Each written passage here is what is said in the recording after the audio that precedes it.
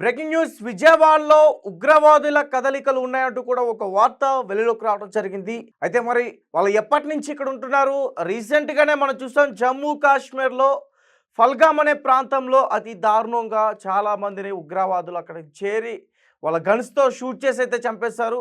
అయితే ఒక పక్క చాలా ప్రదేశాల్లో కూడా ముఖ్యంగా ఈ క్యాపిటల్స్ లాంటి హైదరాబాద్ కావచ్చు, ఢిల్లీ కావచ్చు, వైజాగ్ కావచ్చు, ప్రస్తుతం విజయవాడ ఆంధ్రప్రదేశ్ యొక్క రాజధాని విజయవాడలో కూడా హై అలర్ట్ని ప్రకటించారు. ఎందుకంటే అక్కడ ఉగ్రవాదులు తిరుగుతున్నారు. గత 2 నెలల క్రితం నుంచి అక్కడ ఉన్నట్లు కూడా కేంద్రం నుంచి ఇంటెలిజెన్స్ నుంచి వాళ్ళకి రిపోర్ట్ ఉందంటూ కూడా ఒక వార్త అయితే వెళ్ళకు రావడం జరిగింది. వాళ్ళు నలుగురు కాదు 10 మంది అంటూ కూడా చెప్తా ఉన్నారు.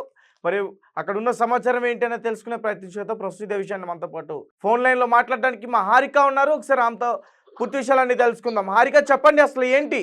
ఒక పక్క ఫల్గామ్ అటాక్ని ఇంకా మర్చిపోలేకపోతుంటే మరొక పక్క ఉగ్రవాదులు భారతదేశంలో దొంగచాటుకు చొరబడ్డారు, విజయవాడలో ఉన్నారంటూ కూడా చెప్తా ఉన్నారు. అసలు ఏంటి ఆ న్యూస్ ఏంటి? రైట్ తేజ, విజయవాడలో నిషేధిత సిమి అని చెప్పేసి students Islamic movement of India అని సానుభూతి పరులు ఉన్నారు అని చెప్పేసి ఒక పోలీసులకు సమాచారం అయితే ఉంది. అయితే అప్రమత్తంగా ఉండాలి అని చెప్పేసి అయితే నిఘా వర్గాలు చెప్తున్నాయని అంటున్నారు. కేంద్ర నిఘా సంస్థల నుంచి అందిన నిర్దిష్టమైన సమాచారం మేరకే ఈ నగరంలోని 10 మంది అనుమానితులపై ప్రత్యేక నిఘా ఏర్పాటు చేశాము అని చెప్పేసి అంటున్నారు. వారి కార్యకలాపాన్ని ఇష్టంగా పరిశీలిస్తున్నామని అంటున్నారు. మరి అంటే ఇప్పుడు ప్రస్తుతం ఆల్రెడీ దేశంలో పల్గాం గురించి మనం ఆల్రెడీ చర్చిస్తున్నాము.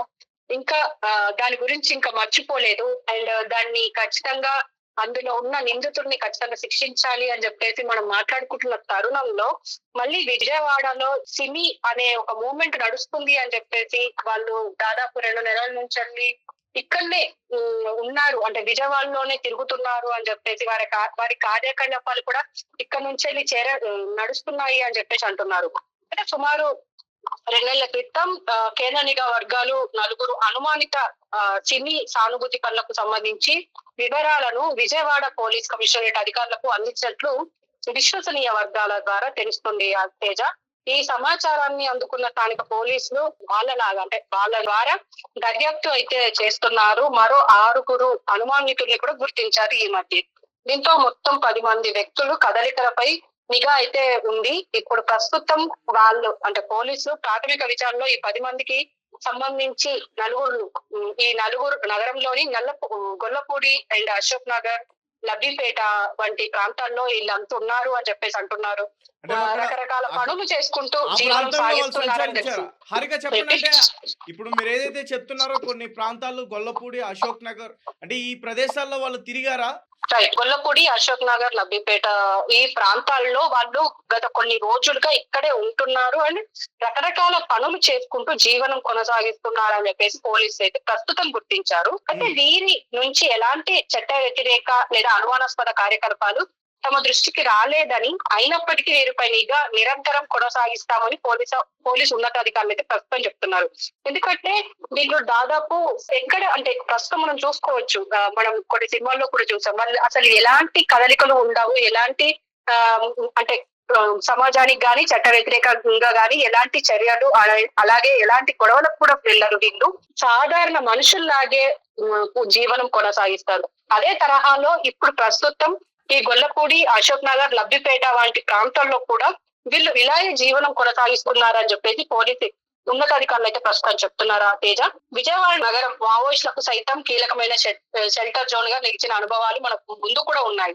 అయితే అదే తరుణంలో ఇప్పుడు ఈ ఉగ్రవాదులకు సంబంధించి కూడా కదలికలు ఉండడంతో ప్రస్తుతం తాజా సమాచారం ఏంటంటే భద్రతా యంత్రాంగం మరింత అప్రమత్తంగా వ్యవహరిస్తుంది అని చెప్పేసి అంటున్నారు.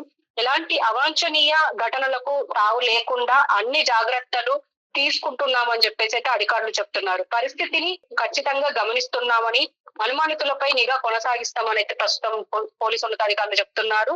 అయితే ఇంతకు ముందు 2 నెలల క్రితమే ఆల్రెడీ 4 గుర్తించారు. వాళ్ళని కూడా అంటే ఇప్పుడు నేను ఇందాక చెప్పిన ప్రాంతాలు గొల్లపూడి అండ్ అశోక్ నగర్ అండ్ లబ్బిపేటలో 4 ఉండే, ఇప్పుడు వాళ్ళతో పాటు ఇంకో 6 గుర్తించారు.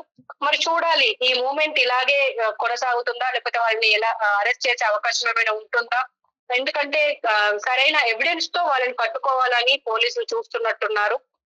ఖచ్చితంగా వాళ్ళనైతే వదిలేది లేదు. ఖచ్చితంగా వాళ్ళ పైన నిఘా కొనసాగిస్తామని అయితే ప్రస్తుతం పోలీసులు చెప్తున్నారు Teja. Right. Okay Harika, thank you. So మొత్తానికి విజయవాడలో ఉగ్రవాదులు ఉన్నారంటూ కూడా ఒక న్యూస్ బయటకు రావడం, మొత్తం ఆ విజయవాడ ప్రజలందరూ కూడా ఒక్కసారిగా భయాందోళనకి గురవడం. ఎందుకంటే రీసెంట్గానే జమ్మూ కాశ్మీర్లో ఫల్గామ్ అనే ప్రాంతంలో అతి దారుణంగా ఉగ్రవాదులు అక్కడికి చొరబడి కొంతమంది వ్యక్తుల్ని అతి దారుణంగా చంపేయటం, ఇదంతా కూడా దేశవ్యాప్తంగా చాలా పెద్ద భయానైతే సృష్టించింది. ఎందుకంటే వాళ్ళు మామూలుగా చంపలేదు, వాళ్ళు హిందువులా కాదా అనే విషయాన్ని తెలుసుకుని అయితే మాత్రం చంపేశారు. అయితే రీసెంట్‌గా చూసుకుంటే ఒక పక్క చాలా ప్రదేశాల్లో కూడా ఇప్పటికే ప్రభుత్వాలన్నీ కూడా హై అలర్ట్‌ని ప్రకటించాయి. ఇంటెలిజెన్స్ నుంచి వాళ్ళకి రిపోర్ట్ ఉంది. ఉగ్రవాది సంస్థలు దొంగచాటుగా భారతదేశంలోకి చొరబడ్డాడు.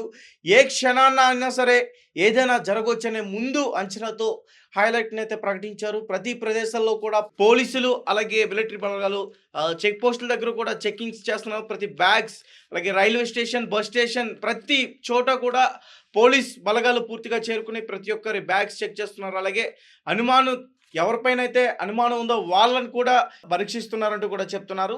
చూద్దాం. అంటే మీకు ఎవరిపైనైనా సరే మీరున్న ప్రదేశంలో అనుమానంగా ఉంటే మీ దగ్గరలో ఉన్న పోలీస్ స్టేషన్‌కి ఇన్ఫార్మ్ చేయండి, కాల్ చేయండి.